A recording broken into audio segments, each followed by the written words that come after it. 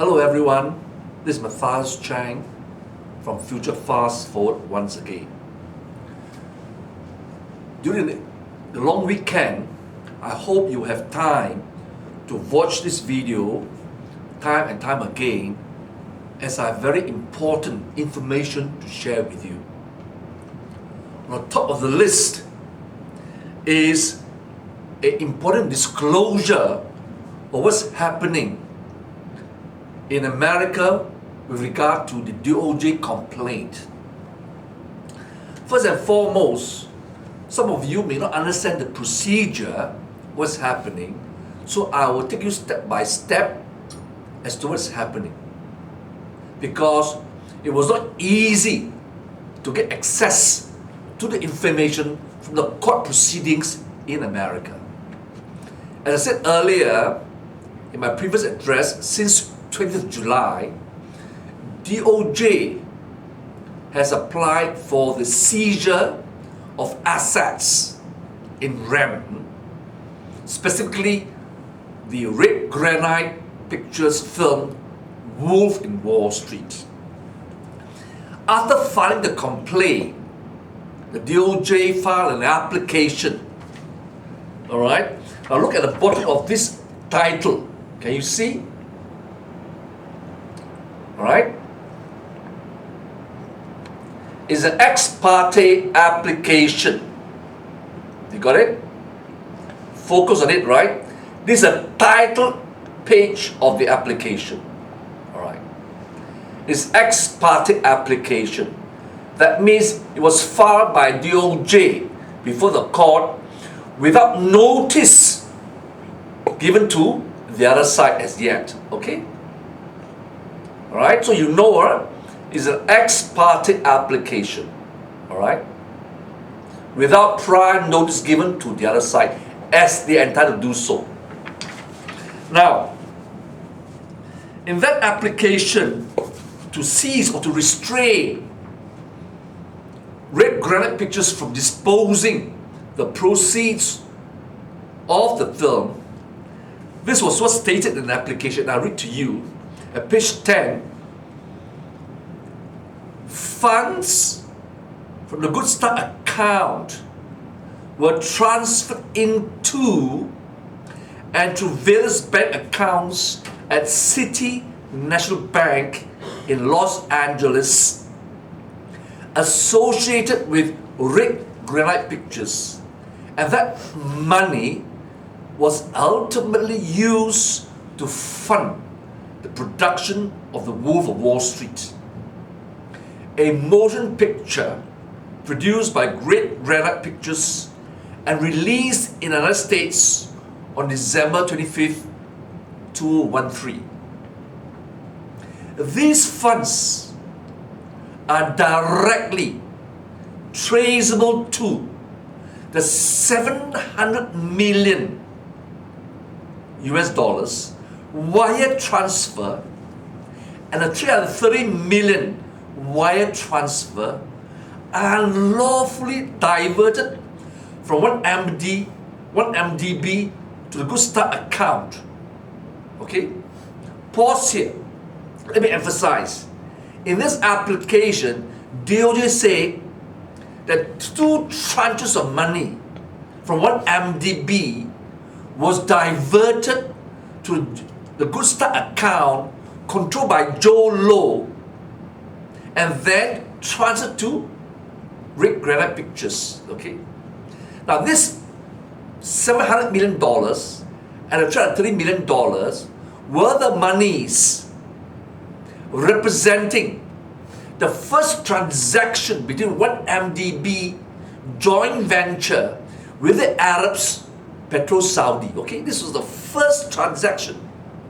All right, nothing to do with the Abu Dhabi yet. The first transaction, the first joint venture. And I repeat, these funds are directly traceable to the 700 million wire transfer and the 330 million wire transfer unlawfully diverted from one MDB to the Good Start account. So this is the ex parte application. Thereafter, the lawyers of Good Star, as required by law, gave notice and applied to be a party to the proceedings. Okay? And there was a lawyer representing Red Granite Pictures. Pursuant to that intervention, the lawyers of Red Granite entered into discussions with DOJ, okay, the Attorney General's lawyers, right?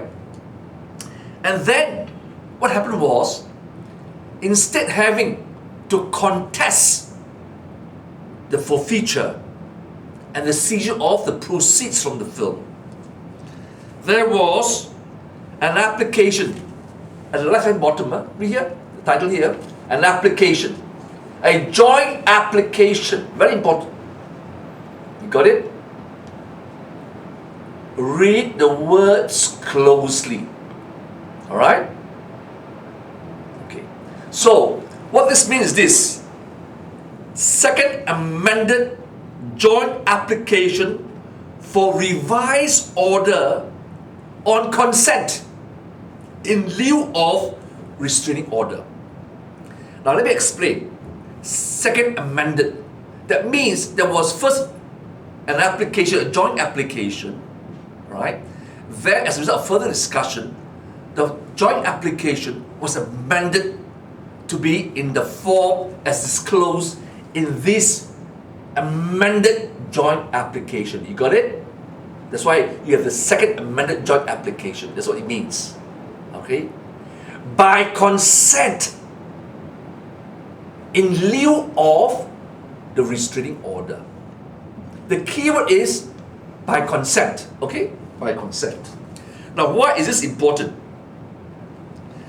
When you consent and make a joint application, as opposed to DOJ making an application and the other party opposing and fighting the application and asking for the dismissal of the application, meaning the application for seizure would be unlawful or invalid and not applicable. This would be what we would assume to be a fight, a contentious fight between DOJ and the lawyers for Red Granite Pictures. But instead of this contentious dispute, right, the parties agreed to a consent order in lieu of, that means in place of, the ex parte application. As a result which, the DOJ, without prejudice, withdrew the application because the lawyers for Red Granite Pictures consented to this order to restrain, to freeze the proceeds of the picture Wolf of Wall Street. And the words, the key passage of that order, alright, following the application, joint application by consent, there was the order of court. You see that? So I'm not bluffing you. First, you have the ex parte application. Then it was revised to a joint application by consent in lieu of the order, the restraining order. And as a result of that, the court issued an order. This is the order. You got it? Now let me read to you the key parts of the order. Para 3 of the order. Red Granite shall cause any proceeds of the motion picture The Wolf of Wall Street and Friends with Kids, another film, that are payable to Red Granite to be held by Vintage or another third party agreeable to the parties in a segregated account pending further agreement or order of the court. Para 4. Red Granite shall not borrow against or otherwise encumber any proceeds of the Wolf of Wall Street or Friends with Kids, except that it may receive loans or advances from the existing borrowers for the payment of interest, fees and costs owed to Comerica and lenders or the vintage, and as necessary to compensate any individual, entity or group of individuals or entities that may be appointed by and at the sole discretion of the government to review the accounting books and records of great granite entities. This is a very long sentence, but it means that those proceeds now are in a segregated account. Rick Granite cannot use that money except to pay legitimate payments sanctioned by the government. Alright? And this money will be controlled either by an organization called a vintage or any third party agreement by DOJ and Rick Granite. So these two paragraphs is the essence of a consent order. So it implies that if you consent, that means you agree that these proceeds derived from the film is connected to the diversion of monies from one MDB via Jolo to Rizal Aziz and into Rick Granite Pictures. This is a bombshell. It's a by consent application, and the order is a consent order. Alright? That means you impliedly agreed.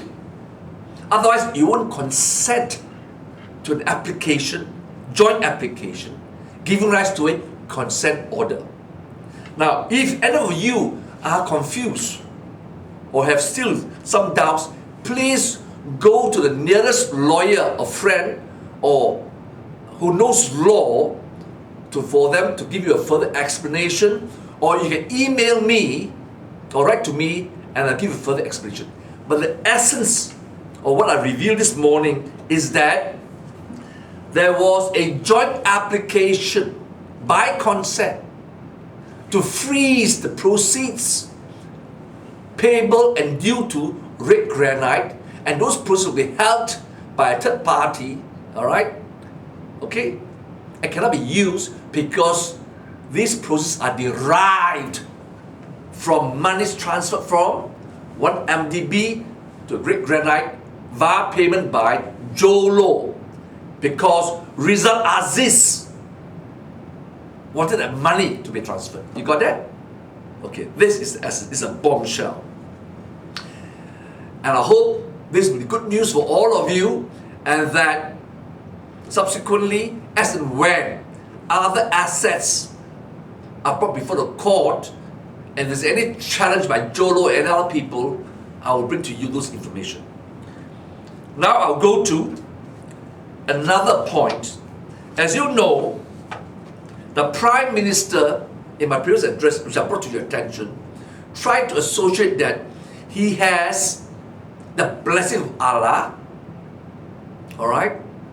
And as a result of that, he has even invoked Quranic verses to justify his present stance that he cannot be toppled, that whoever toppled him is wrong, and that one of his cronies even said that he is a gift from God.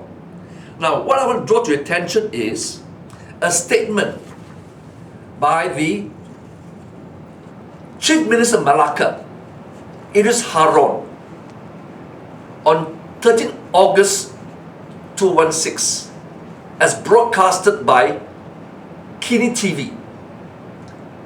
Praise Najib, he's a gift from God. Coming from a Muslim, huh? Okay? Got it? The date is very important. 13 August 2016. Following from that statement from this scumbag Chief Minister, you will recall I drew your attention that Najib gave a warning to Tun Mahathir and to everyone in Malaysia. Don't cross the line, Dr. M told. bid to wipe out UMNO intolerable. 21st August 216, a week later. And then, this is what Najib said, following what was stated by Idris Harun. Even God instructed the prophet Moses to advise the Pharaoh properly, not to transgress, and did not instruct Moses to bring down the Pharaoh government. Meaning, God supports Najib as God supports Pharaoh, and that Tun Mahathir, like Moses, was instructed by God, by Allah, not to topple Pharaoh. Okay? This was a statement made by Najib, invoking God and using this example of Moses to justify that no one can topple him. And I've shown in my previous address that this was a misrepresentation of the Quran by Najib, because Allah did not tell Moses not to topple or oppose the Pharaoh, but instead the Pharaoh was punished when he wanted to slaughter and massacre Moses and his people who was leaving Egypt to the promised land. And you recall when Moses reached the sea parted, and Moses took his people across the sea, and when the Egyptian army led by Pharaoh attacked, the sea closed back and drowned them. So what Najib said is a lie. And this is the actual word from the Quran, Al-Asas, verse 40, ayat 40. So we seized him and his hosts, and we flung them into the sea. Now behold, what was the end of those who did wrong. So the Quran,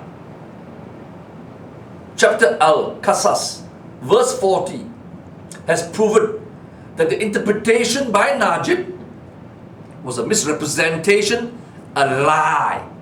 And he invoked God to say that he's protected by God, that he cannot be toppled. Whoso toppled him will be punished. Okay? And the scumbag, crony, Idris Harun says he's a gift of God. Now, let me remind all Muslims, what is the punishment if a Muslim deliberately misquote or attribute to Allah a statement which is a false statement or a lie? This is what Prophet Muhammad, peace and blessing be upon him, said, as quoted by Mustadrak al-Wasail. I'll read carefully. When the believer utters a lie without a valid excuse, he is cursed by 70,000 angels. Such a stench emanates from his heart that it reaches the sky. And because of this single lie, Allah writes for him a sin equivalent to that of committing 70 fornications.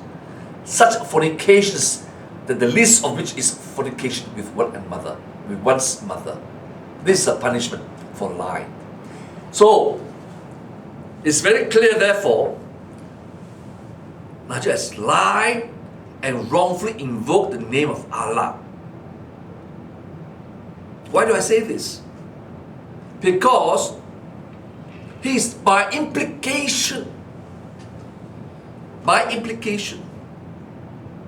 Najib is saying that he and UMNO and his regime is indestructible because Allah is behind him. And no one can challenge him because Allah has instructed Moses not to challenge the prophet, not to challenge Pharaoh, so we cannot challenge him. that was a lie to show that UMNO and Najib is invincible, indestructible. Pause here. This is not the first time people have been so arrogant to say that they are invincible or that they are indestructible. Can you recall, some of you may not know, but you have seen the film Titanic. And God is great. By coincidence, who is the actor? DiCaprio. Huh? DiCaprio was the actor in that film, Titanic. And Celine Dion sang the famous song. Huh? Okay? And DiCaprio is also the actor for Wolf of Wall Street. And let me show you some pictures. When Titanic was built, the builders in England said Titanic cannot be sunk. Even God cannot sink Titanic. It's indestructible. Okay? Why? Because it's so modern, so huge. Just look at the propeller. These are the pictures I want to pick your attention. You got it? Then what happens? This is the iceberg that sank the Titanic. You got it? And this was one of the last picture of a Titanic sinking to the bottom of the ocean. And this was one of the last messages sent out by the captain. Ship is sinking and people are getting aboard the boats. Okay? Can you see the words? Alright? This is an authentic message, one of the few that went through before the ship was sunk. And then this is one of the boats with some survivors after the Titanic sunk into deep cold waters. And today, the bottom of the sea is a remnant of the propeller, which you saw earlier, the huge propeller, laid in waste. The entire ship was destroyed. So the arrogance of the builder that the ship was unsinkable has been shown to be a lie, a falsehood, and arrogance. Now, why do I show these pictures to you? It's to remind all Muslims, having read the surah which I've brought to your attention just now, that no man can say they are invincible. If they say that, God will punish them. Just as when the builders say the Titanic cannot be sunk, is indestructible. On the maiden voyage, the first voyage, it struck an iceberg and sunk. And only a few survived because there were lifeboats. Why is it important that you understand this? Let me say to you why Tun Mahathir established a new party called Parti Bersatu. Parti Bersatu can be likened by analogy to a lifeboat, because the UMNO Titanic is sinking. Unlike the Titanic, the real Titanic, there's no lifeboat in the UMNO Titanic, no life at all. And this Bugis captain is so arrogant. Previously he said, I will lead UMNO in this boat, in this ship, across stormy waters, and I will not turn back. See how stupid, how arrogant? Since when a captain will command a ship to sail to stormy waters as opposed to avoid a storm and look for a safe haven? No! His arrogance is because God is with him. He's indestructible. He has blasphemed and used the name of God in vain. And what's that happening? Like the real Titanic, I'm saying to you, all the Muslim members of UMNO, the UMNO Titanic is sinking. The only lifeboat that's available is the lifeboat of Party Bersatu, which Tun Mahathir, in his wisdom, has established and built just in case there are some survivors who require rescue. There is a boat waiting for you. Bear that in mind. Bear that in mind. Because UMNO Titanic will sink and sink very fast. For the simple reason, every member, specifically the leaders in MKT, the Supreme Council, have closed a blind eye to the injustice, the corruption, the money laundering, the crimes of the Razak leadership and the entire regime. They have told lies and have broken the sacred trust which the people gave to the BN government led by UMNO. Instead of living honestly and upholding the trust reposed by the rakyat, they have squandered the trust, betrayed the trust, and turned against the people. So may I want to remind all Muslims, you have a choice. Just like the other day, last week, the former Second Minister of Finance, Husni, remember? He said he was so stressed, so disturbed, he had high blood pressure because he couldn't resolve the one MDB, the mess, the corruption, the crimes. And he felt obligated to do something. He then said he met a senior official from Bank Negara who told him, why are you so stressed? You're not involved in the crimes. You're not to blame. And he said, as a result of that statement, he felt that it was a sign from Allah to walk away from that mess, the corruption, the crimes. As a result of which now, he's no longer suffering, has no longer stress, and no longer have high blood pressure. He's one of the many now realizing the truth. And you recall, many months ago, I gave a speech in Bahasa Melayu, and I said, if UMNO members at a time when they received the monies from the criminal Najib, they have not committed any sin. Because at the time when you receive the money, you believe that the money was halal, not haram. Now that you know that the money is haram, you cannot touch the money anymore. For if you do so, you have now committed a sin. But you have a further duty.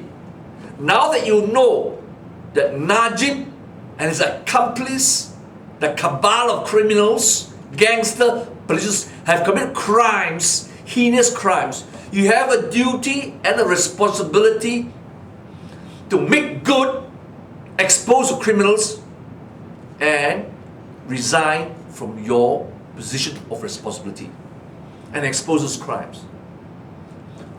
Husni has shown the way.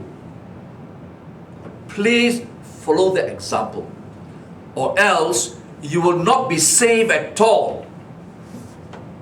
Even the lifeboat built and established by Tun Mahathir, Party Bersatu, will not be able to save you. It will be too late. Why? Because Prophet Muhammad has declared and said, as narrated in Musnad Ahmad 5798 and Sahih al-Bukhari 2447.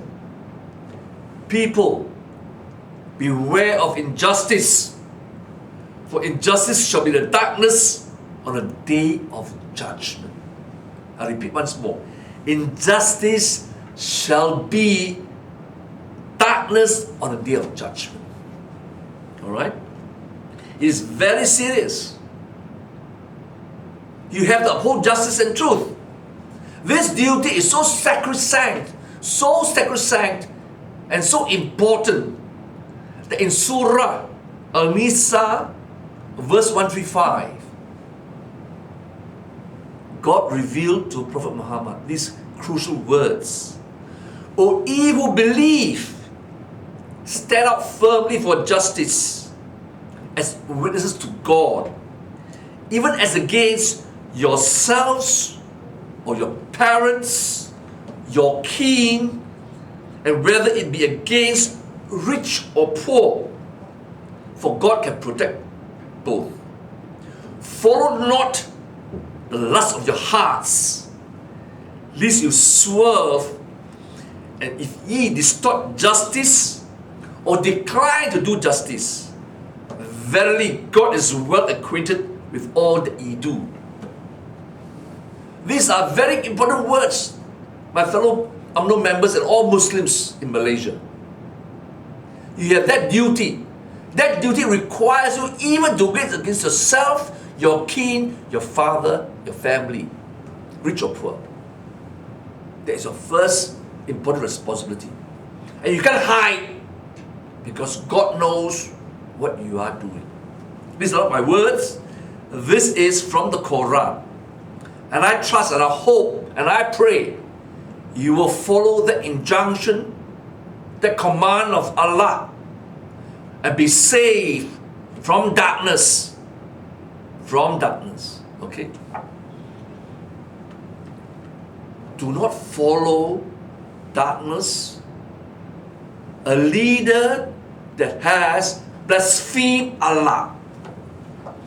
And to show to you that right now things are really bringing up within UMNO and BN, may I remind you, recently there was a big argument between this UMNO Minister Nazri and MCA.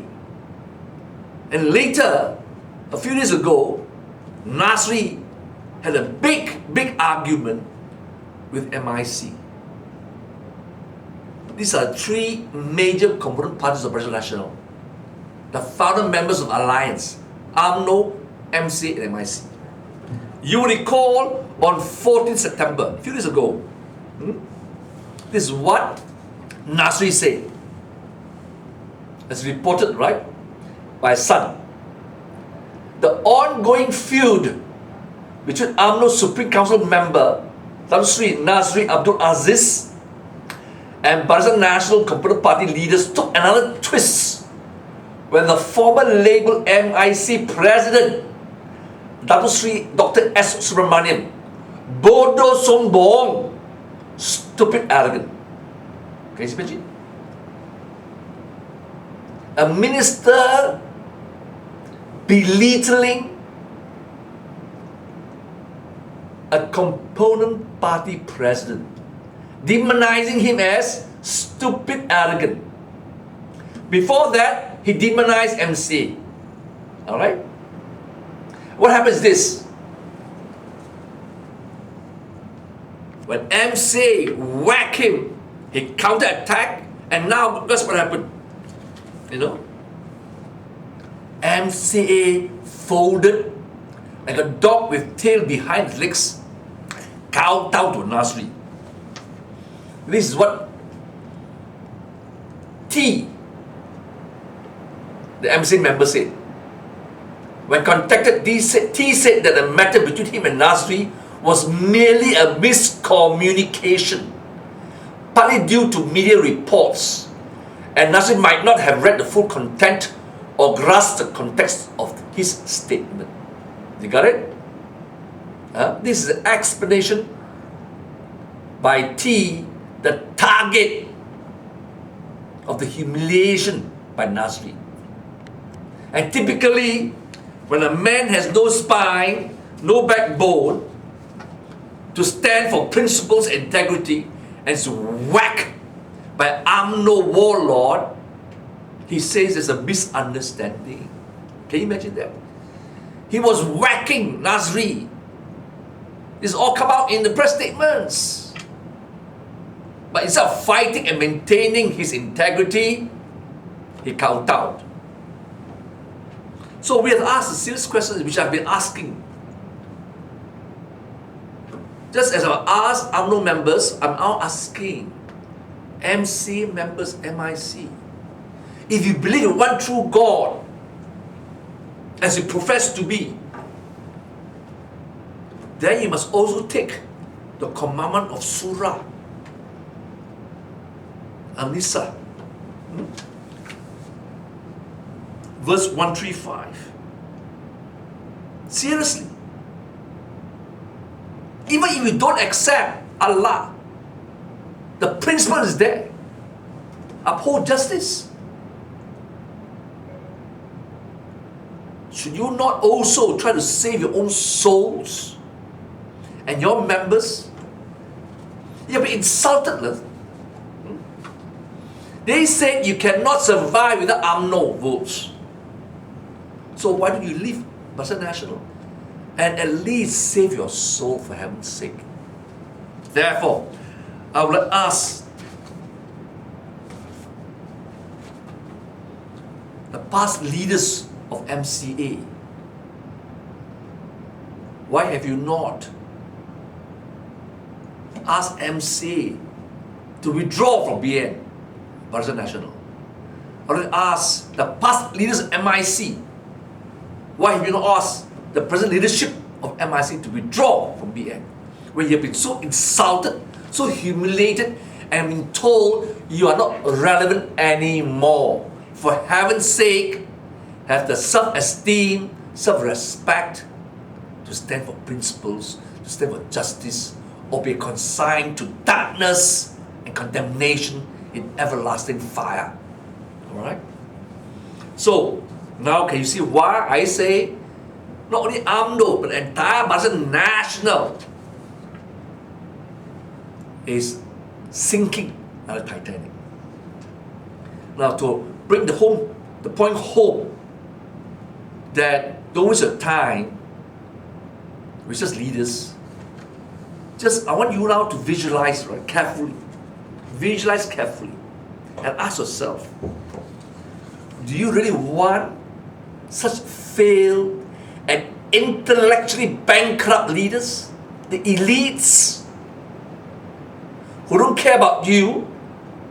Look at this picture. Do you want him to be your prime minister, to lead you? And where is he leading you? To hell, to crime. Okay? And who is his gang? Right? These are his gang members. Can you see? Look at the face.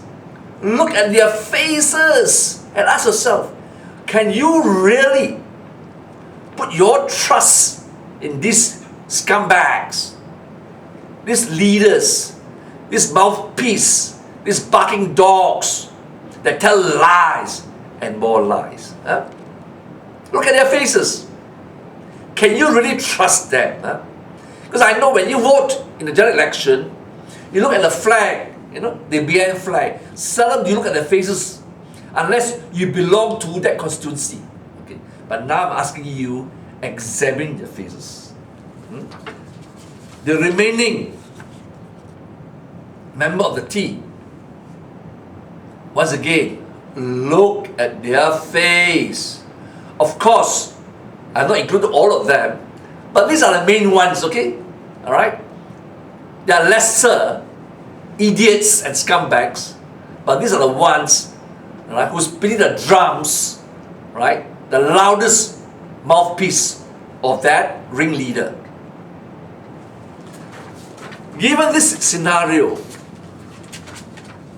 of failed leadership, of elitist mentality, ask yourself, what has Najib, since his young age of 21, I believe, entered politics? and for which he has recently celebrated 40 years, 40, in politics, ask yourself, what has he contributed to the country? Can you think of one significant project or initiative that changed Malaysia, changed the well-being of Malaysia in his 40 years? Think. If you can't think, reject him. More so now that the only thing he's now famous for, and you'll go down in the history books, is he's a money launderer. He has committed corruption, fraud, cheating, and brought our country to shame. The first time a country has brought to such depth of shame and humiliation. Never before. And said by the DOJ in his press conference, this is the largest kleptocracy investigation and forfeiture. The company is called 1MDB, a company owned by the Minister of Finance, for which he has sole responsibility. He has brought down the entire banking and financial institutions of Malaysia, corrupted, humiliated, sabotaged integrity. But you recall, I have been charged with my client, Dr. Karudin, for sabotaging the banking and financial institutions of Malaysia by my client lodging police reports overseas. But he remained free, and he humiliated you and me and think we are stupid that we can be misled. But God is great. When you lie, when they lie and lie and lie, there is a just punishment. And the punishment is what? Destruction. Sinking to the depths of an icy cold ocean, like the real Titanic. With that, I hope you will bear what I say over the long weekend. All right, we have achieved several victories already, one of which, the consent order, and Rizal Aziz has nowhere to hide. And finally, once again, as I often do, I appeal to you to surrender absolutely, completely to the will of God. Have absolute faith that He will protect us, defend us, and guide us in the face of all adversities and enemies. Okay? Under all circumstances. The hour of victory is very near. Stay united. Focus on this victory. Get rid of Najib. Get rid of his cabal of criminals. And sink the UMNO Titanic. Sink the UMNO Titanic. With UMNO Titanic sinking, MCA, MIC will sink unless they get out of the BN rubbish. With that, thank you very much, and I hope you have a nice weekend.